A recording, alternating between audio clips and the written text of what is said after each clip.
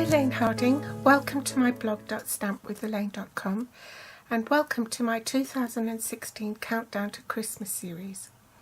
We're in week 8 and I have a stocking filler for you. This one's a little bit more pleasant than last week's reindeer poop. This week I'm working with the Jolly Friends bundle, which comprises the Jolly Friends stamp set and the Jolly Hat Builder Punch. I've added another stamp set called Sweet Seasons, and this is the particular sentiment I want to use. Like sugar and spice, you are so nice. We are using Emerald Envy, Tuxedo Black Memento ink, Daffodil Delight and Blushing Bride markers, strips of Emerald Envy cardstock. I've cut them at 2 3/4 inch strips, and this one slightly less, at 2 inches across, so that I can put both on the magnetic platform and cut them at the same time. Tags and labels framelits, and the ones I'm using are the largest of the second set and the middle size of the larger set. You can see what I mean by being able to cut both at the same time, side by side. I think this one I'll have to do it this way. 16th inch handheld circle punch, or you could use a pokey tool and poke a hole, twine and the Big Shot and magnetic platform. I'm using the Presents and Pine Cones designer series paper, and it was this particular pattern I wanted. That sheet has been cut at 1 inch by 4 inches that it will wrap around the test tube. In case you're wondering what these sweets are, I think they're called Millions. They're sort of apple flavoured, and they went really well with the Emerald Envy. What I'm using are C, A and block B. Using Emerald Envy and the sentiment from Sweet Sayings like sugar and spice, you are so nice. So that fits nicely on that framelit. On your scraps of Whisper White, stamp Santa's Elf in Memento Black ink. I forgot to switch the record button.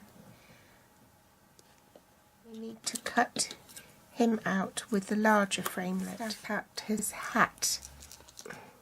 I've covered this method of mounting the stamps on the block so that it fits exactly in your punch as you punch it out. So same principle. Let's take that off so I can show you.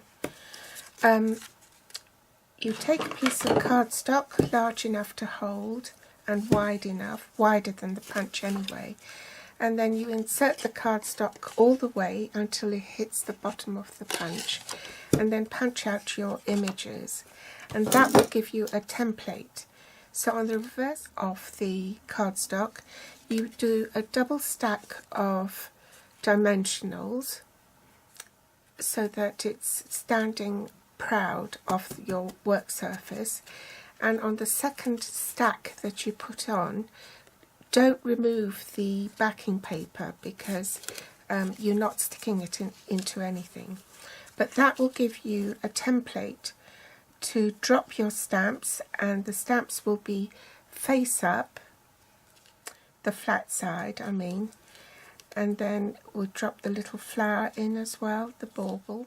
You can feel it in the punched out aperture when it's sitting properly.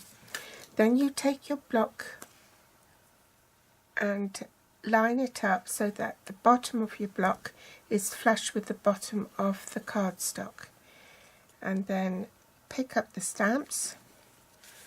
Then every time you stamp on the cardstock, so long as you line it up on the end of the cardstock that you're stamping on, it will fit into the punch and give you a perfect alignment. I store this back into my stamp box for when I need to use it the next time. Emerald Envy ink. Look at your punch just to orient your stamp, and you know that when you stamp this way when you turn your stamp round. So I'm lining it up with the bottom of my paper, then stamp. I just slide it in and you can see it fits perfectly. So now we're ready to cut. Magnetic platform, base cutting plate. I need the larger of the dies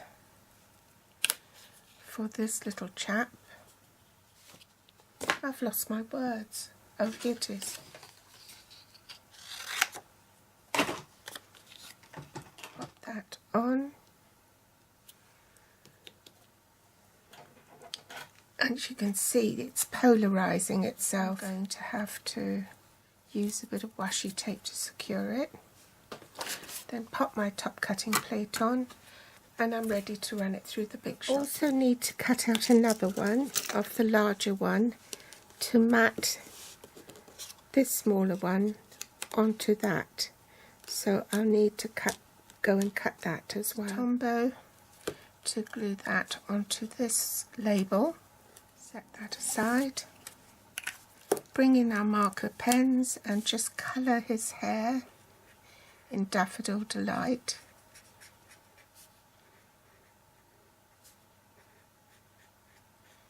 And a bit of Blushing Bride for his cheeks. Extra bauble for the back. So I'm going to punch another one out and you'll see why in a minute. Assemble his hat. So I'm going to just put a glue dot on the back of that, on the end of his hat, and then another glue dot on this, and then marry it up with that to give it a nice neat finish. Put the cuff on, so I'm going to run a thin line of glue on the bottom of his hat, slightly curved. So you want the curved bit to curve round the hat as well. Before you put the hat on, punch a hole in the middle, 6 inches or 15.2 centimetres. Fold it in half and thread it through the hole on this larger tab.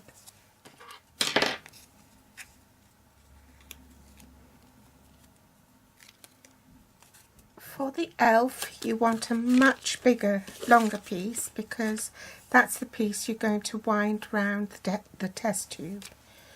So at least double that. So that'll probably be about 12 inches. And thread that through as well. And try not to poke yourself. Loop it and make a tail like that. A dimensional and pop it on the back of his hat and pop it at an angle like so. Attach this to your test tube. This is the side I want showing, so I put that face down on my work surface and my tag back to front and pop it on there. Some double-sided tape, so you can use tear and tape or sticky strip or whatever is your favourite adhesive.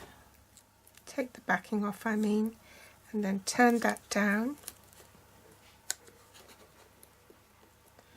And the reason why you do that is so that it doesn't accidentally pull out. Add a strip at the opposite end and make sure this is absolutely flush with the end, otherwise your designer paper is going to unravel itself.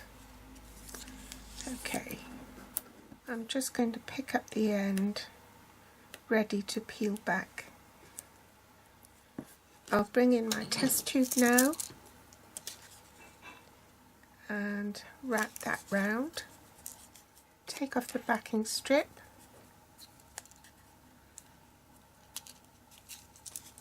and secure it. Bit of glue on there and pop the elf and hold it just for a second while it bonds.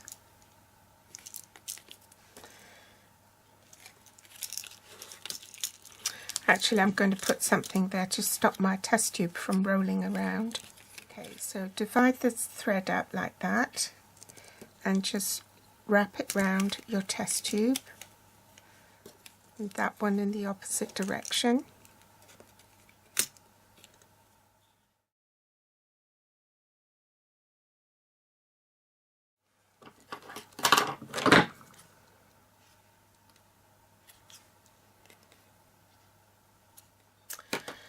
So there you have it. I hope you've enjoyed today's tutorial. If you like it, please do give me a thumbs up, subscribe or share on Facebook, and my grateful thanks if you do. If you're watching from YouTube, you'll find the list of supplies I use below this video in the Show More section with direct links to my online store. They'll also be listed on my blog.stampwithelaine.com. You can find me on Facebook, Pinterest or Instagram. Thanks for watching, and I'll see you soon. Bye.